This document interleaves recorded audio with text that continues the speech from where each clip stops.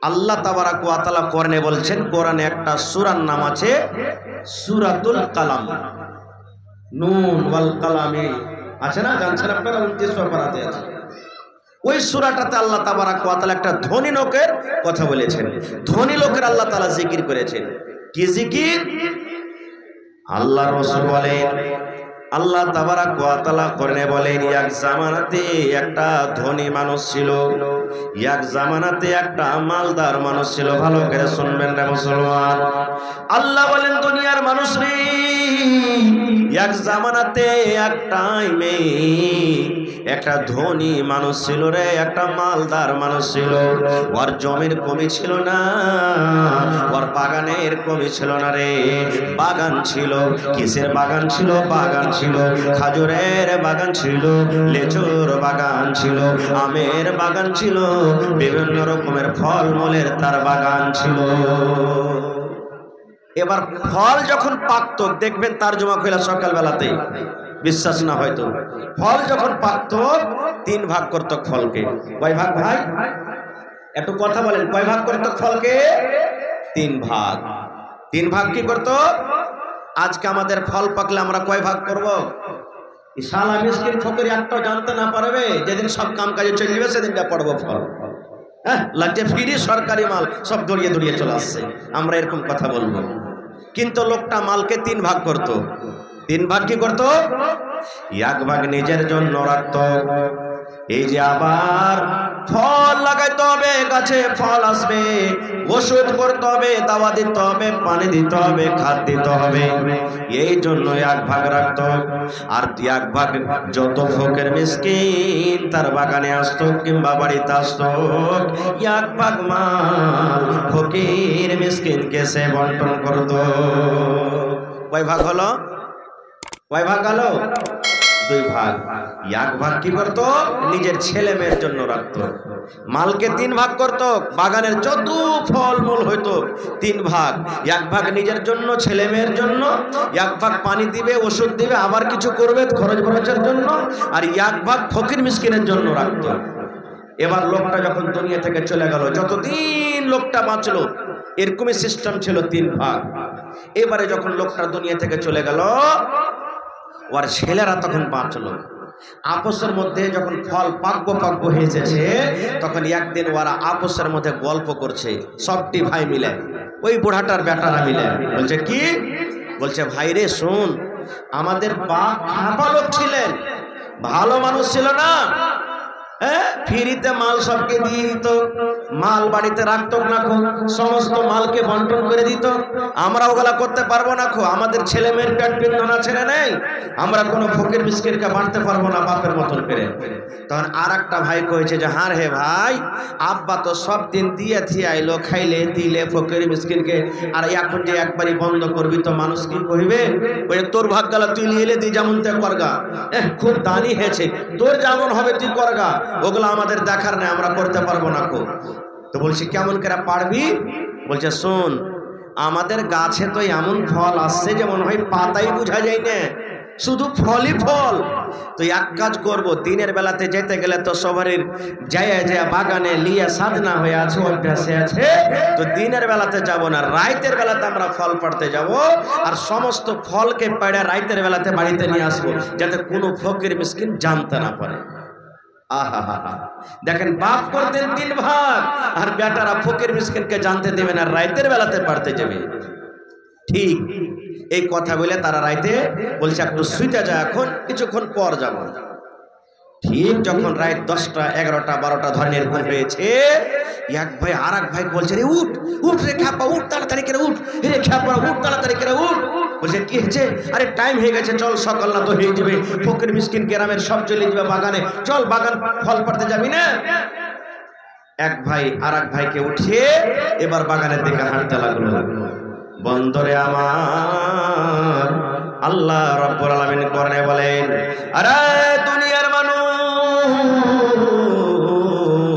তারা ফল পাড়ব বলে বাগানের দিকে তারা রওনা হয়ে গেছে। এখন বাগানের ফল আমরা পাড়ব, দুনিয়ার কোনো মানুষ যেন জানতে না পারে, দুনিয়ার যেন কোনো ফকির জানতে না পারে, দুনিয়ার যেন কোনো মিসকিন না জানতে পারে। আমরা যাব রাতারাতি ফল পাড়ে নিব। এইবারে হেঁটে চলে যাই সুবহানাল্লাহ। বাগান কোথায় আছে? রাতের বেলাতে বাগান কিন্তু খুঁজে পাওয়া যায় না, বাগান খুঁজে পাওয়া যায় না। কোথায় গেল রে? আমরা রাস্তা ভটকে গেলাম নাকি? আমরা অন্য রাস্তাতে চলে গেলাম নাকি? আমাদের বাগান তো এত দূরে ছিল না, এত হেঁটে হেঁটে আমরা শেষ হয়ে গেলাম। বাগান কোথায় আছে? কেন আমরা বাগান খুঁজে পাই না? কোথায় আমরা গেলাম রে? কোথায় গেলাম? আর একটা ভাই বলছে, ভাই রে আমরা রাস্তা ভুল করলাম নাকি? বাগান কেন আমরা খুঁজে পাই না? এই করতে করতে মুসলমান, ওরে আল্লাহ, এ মুসলমান, বাগান খুঁজতে খুঁজতে খুঁজতে খুঁজতে গোটা রাত কেটে গেল, কিন্তু তারা বাগান খুঁজে পেল না। নারে তাকবীর বলবেন হাজী মাওলানা। তাহলে বাগান কত কত দূরে গেল? বাগান তো কোনো ছোট মোটো জিনিস নয় বন্ধুরে আমার। আল্লাহ রাব্বুল আলামিন তাদের নিয়াত দেখি, এই যে আল্লাহ তারাকে মাল দিয়েছে, নিয়াতটাকে যে বদলে দিয়েছে। বাপ ফকিরকে দিত, গরিবকে দিত, মিসকিনকে দিত, কিন্তু বেটাদের অন্তর বদলে গেল, দিল বদলে গেল। এই যে আল্লাহ মাল দিয়েছে, আল্লাহর যে শুকরিয়া আদায় করলো না, কোনো ফকিরকে মিসকিনকে দিব না রে। এই জন্য আল্লাহ রাব্বুল আলামিন আগুনকে বললেন, আরে আগুন যাও, তুমি ওই বাগানে চলে যাও। আগুন রে বাগানে তুমি চলে যাও। ওই ওরা ভাইরা ফল পড়বো বলে আসছে আগুন, ওদের বাগানে ঢোকার আগে আগে এই তুমি মাথা থেকে নিয়ে জড় পর্যন্ত আগুন রে সমস্ত বাগানকে তুমি জ্বালিয়ে পুড়িয়ে ছাই করে দাও। সমস্ত বাগান আল্লাহর আযাবে ছাই হয়ে গেল, ধ্বংস হয়ে গেল। ভাই মুসলমান, এই দেখেন আল্লাহর শুকরিয়া না আদায় করার কারণে আল্লাহ তাদের আযাব দিয়ে ধ্বংস করে দিলেন। এই জন্য তো আল্লাহ বলছেন, বান্দারে আমার শুকরিয়া আদায় কর, আমি আল্লাহ আরো দিব। আর যদি না শুকরিয়া করবি রে বান্দা, তাহলে কিন্তু বুঝলে আমার আযাব এমন কঠোর আযাব আসবে যে ধ্বংস হালাক বরবাদ হয়ে যাবে। এবার এটা দুনিয়ার শাস্তি হলো, দুনিয়ার এটা আযাব হলো। এবারে মহিলাদের ব্যাপারে একটা হাদিস বলছি, আরো বুখারী শরীফের হাদিস। এটাও যদি তারাও শুকরিয়া আদায় না করে, না শুকরিয়া করে কার? মানুষের। এটা তো আল্লাহর শুকরিয়া আদায় করলো না। আল্লাহ তাবারাক ওয়া তাআলা আমাদেরকে রুজি দিচ্ছেন, পানি দিচ্ছেন, খাবার দিচ্ছেন, সব দিচ্ছেন। আল্লাহর শুকরিয়া না আদায় করার কারণে এত বড় পাপ, এত বড় সাজা। এবারে যদি মানুষের যদি শুকরিয়া না আদায় করে মানুষ, তাহলে আল্লাহ তাকে শাস্তি দিবে। কেমন? আল্লাহ রসুল একদিন ঈদ কিংবা বকরা ঈদের নামাজ পড়ার জন্য ঈদগাহের মাঠে গেছেন। ঈদ বকরা ঈদের নামাজ আমরা ঈদগাহের মাঠে পড়ি না ভাই? ঈদগাহে গেছেন। প্রথমে নামাজ হলো, নামাজের পর খুতবা চালু হলো। জুমার নামাজ আগে না খুতবা আগে? বলেন জি, খুতবা আগে, নামাজ পরে। ঈদ বকরা ঈদের নামাজ আগে না খুতবা আগে? জোরে বলেন। হ্যাঁ, খুতবা আগে না নামাজ আগে? নামাজ আগে, খুতবা পরে। আর জুমাতে খুতবা আগে, নামাজ পরে। এইবারে আল্লাহ রাসূল সাল্লাল্লাহু আলাইহি সাল্লাম নামাজের পর খুতবা শুরু করলেন। নবীর জামানাতে তো মাইক ছিল না যে জোরে জোরে কথা হবে। নবীজি বেলালকে বলছেন, বেলাল উঠো।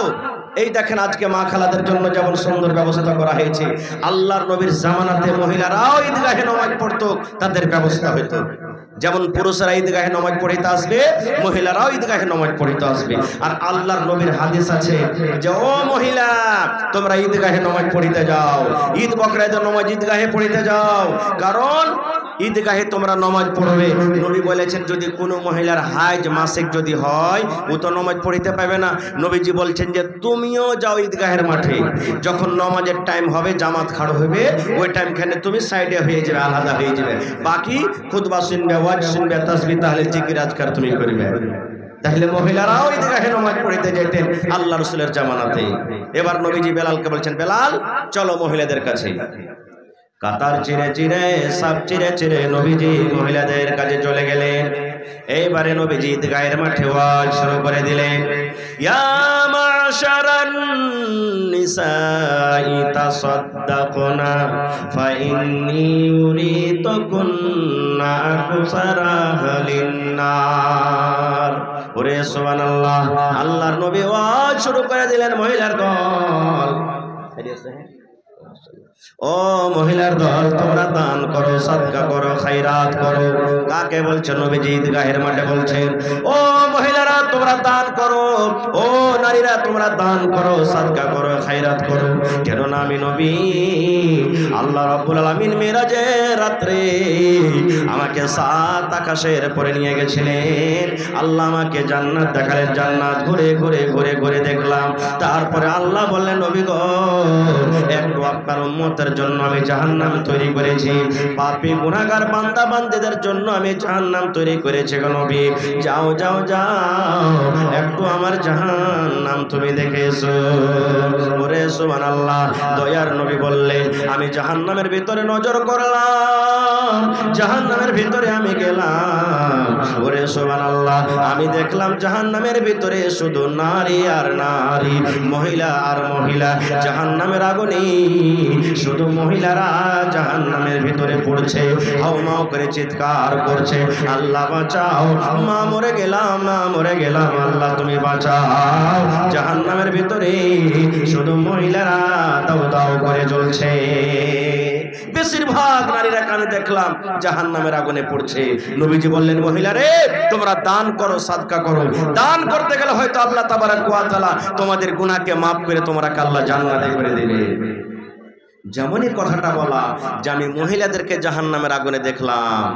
ওরে সুবহানাল্লাহ, ওয়া বিমা ইয়া রাসূলুল্লাহি, মহিলারা নবীকে প্রশ্ন করে দিলেন, ইয়া রাসূলুল্লাহি, আল্লাহর নবী গো, আপনি বললেন মহিলারে তোমরা দান করো, তোমরা সাদকা করে রে মহিলা, কারণ আমি তোমাদেরকে জাহান্নামের আগুনে দেখলাম, জাহান্নামের আগুনে তোমরাকে পড়তে দেখলাম।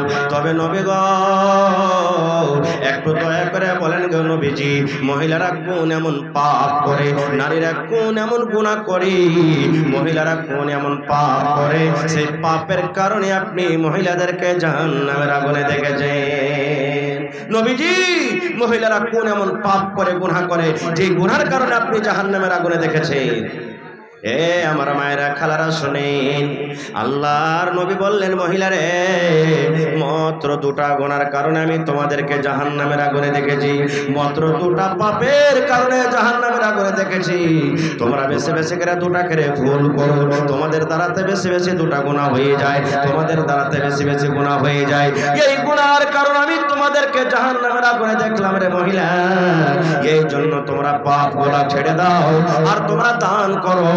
দান করতে গেলে আল্লাহ রাব্বুল আলামিন তোমাদেরকে জাহান্নামের আগুন থেকে বাঁচিয়ে নেবেন। এক নম্বর নবী বললেন, মহিলারে তুকসুরুনাল্লানা, মহিলারা বেশি বেশি করে লান তান করে।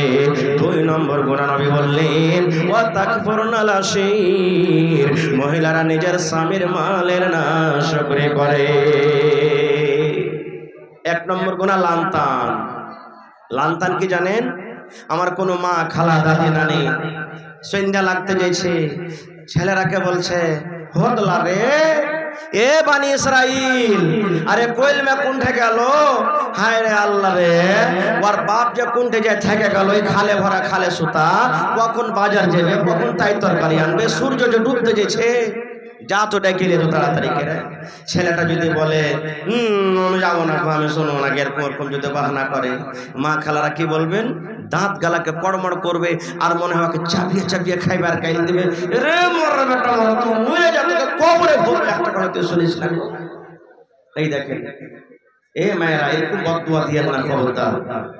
আল্লাহ তাআলা বলেন, আল্লাহ রাসূল বলেছেন, 24 ঘন্টার মধ্যে একটা টাইম প্রত্যেক দিন এমন আছে, ওই টাইমটাতে দোয়া আল্লাহ তাআলা কবুল করেন। যা আল্লাহর কাছে চাইবেন আল্লাহ কবুল করবেন। যদি আপনি বেটাকে কইলেন তুই খালে সন্ধ্যা, তুই কবরে সন্ধ্যা, তোকে কবরে ভরে দেব, তোকে খালে ভরে দেব, এই টাইমখানটা যদি দোয়া কবুল হওয়ার এই টাইম হয়ে যায়, তাহলে বলেন ছেলেটাকে বদদোয়া লাগবে না? লাগবে না? জোরে বলেন, লাগবে না? লাগবে না? ছেলেটা কবরে শান দিতে গেলে মা কাঁদবে না কাঁদবে না? রাগ করে তো বদদুয়া দিয়ে দিলে, ছেলেটা মরে গেলে ওই মা হাও মা করে চিৎকার করে কাঁদবে। এই জন্য রাসূল বলেছেন খবরদার তোমরা ছেলেকে বদদুয়া দিও না। একটা হলো লান্তান, আর লান্তান কি? আল্লাহুস সামাদ। আমার কোনো মা খালা দাদি নানি দেখবেন বাড়িতে 3 দিন 4 দিন 5 দিন হঠাৎ করে মেয়াদ কাজল শুরু হয়ে গেছে, রোদ কিন্তু হয় না ভাই। ছেলে পিলা খুব জ্বালিয়া খাইছে, গহাম বাড়িতে আছে, ধান ওসা ভাবা করা আছে, খারাপ হইতে লেগেছে। মা খালারা কি কইবে? নাউজুবিল্লাহ সুম্মা নাউজুবিল্লাহ, লিপাটি লাগা মেয়াদ, ইয়া তো দিন মেয়াদ গালা হয়নি, ভালোই হলো মৌসুম ভালো দেখা যদি ধান কটা উসালছি তো লিস্টি লাগা মেয়াদ গেলাকে ছুটতেই চায় না। এই দেখেন আমার মায়েরা খালারা শুনেন, এটা হাদিসে কুদসি। আল্লাহ বলেন দুনিয়ার মানুষ রে লা তাসুব্বু দাহার, খবরদার খবরদার তোমরা জামানাকে গালি দিও না। আল্লাহ বলেন আনা তাহারুন, আমি হলাম জামানা।